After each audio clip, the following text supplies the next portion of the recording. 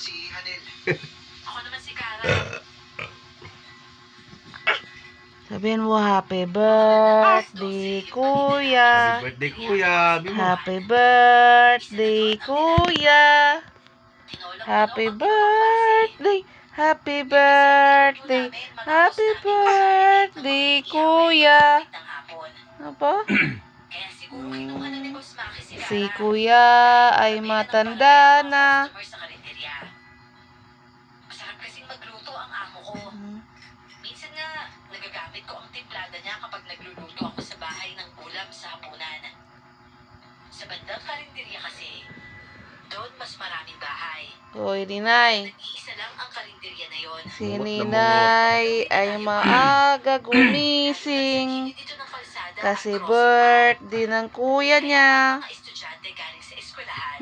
Ang Nadadaanan talaga mukha, ang oh. karinderya kapag Ang weekend. mukha, oh. Opo, mama. Ha? Ang mukha, oh. Masarap pala magtrabaho dito, no?